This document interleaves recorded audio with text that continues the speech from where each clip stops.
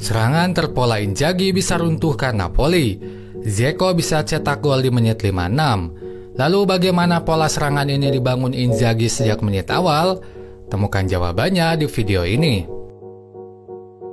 Di atas kertas, Spalletti menggunakan formasi 4-3-3. Tapi saat build up serangan dilakukan, ia menarik dua fullback maju dan memposisikan gelandang bertahan sejajar dengan dua bek tengah.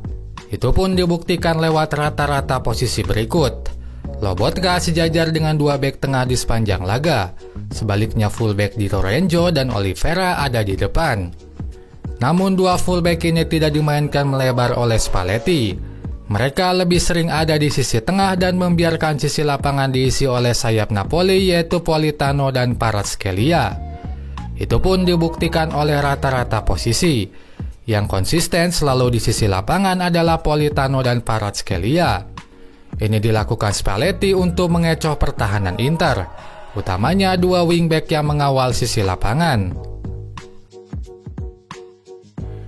Hadapi hal tersebut, Inzaghi memainkan Inter dengan low pressing atau pressing rendah. Saat lawan mulai kuasai bola, pemain Inter memilih merapatkan posisi ke lini tengah.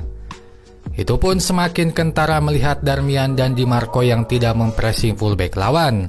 Padahal normalnya mereka mempressing posisi tersebut.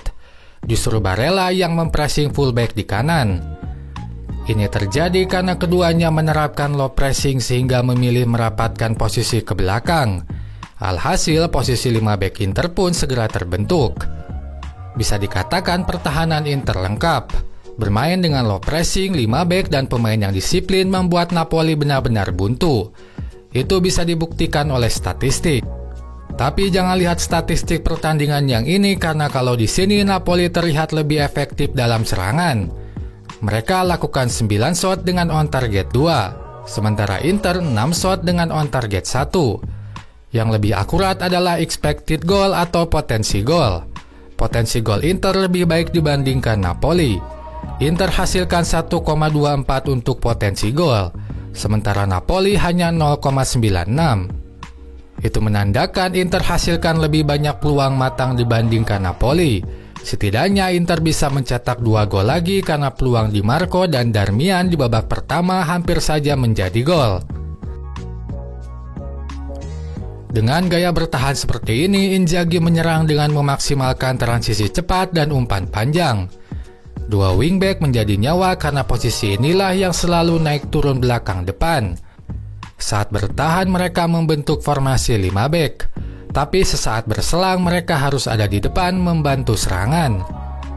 Ini juga menjawab kenapa dua wingback hampir selalu Inzaghi ganti di setiap laga, karena mobilitas tinggi membuat mereka lebih lelah dibanding posisi lain. Di laga ini Di Marco diganti di menit 63 sementara Darmian menit 75. Namun bila dibandingkan sisi kanan lebih banyak membahayakan. Sebab selain Darmian, Barella pun banyak melebar untuk mengeksploitasi lawan dari sisi kanan. Ia bergantian dengan Darmian mengeksploitasi sisi tersebut. Selanjutnya, permainan umpan jauh Inter membuat pertahanan Napoli kelimpungan. Misalnya saat umpan jauh Skriniar bisa dikejar Lukaku, sayang finishing Darmian masih melambung di atas gawang. Setidaknya 5 kali pola umpan jauh seperti ini bisa merepotkan pertahanan Napoli. Sementara untuk duet Lukaku dan Dzeko, keduanya bermain baik. 2 kali kerjasama mereka mampu membuka pertahanan Napoli. Ini adalah kekalahan pertama Napoli di Serie A. Setelah sebelumnya Milan gagal di stadion yang sama, Inter mampu kalahkan Napoli. Ini pun membuka peluang Inter untuk juara. Bahkan membuka peluang semua tim untuk menjadi juara. Karena dengan kekalahan ini selisih 8 poin terpangkas jadi 5 poin dengan posisi 2. Sehingga persaingan ke tangga juara bisa sedikit lebih kompetitif.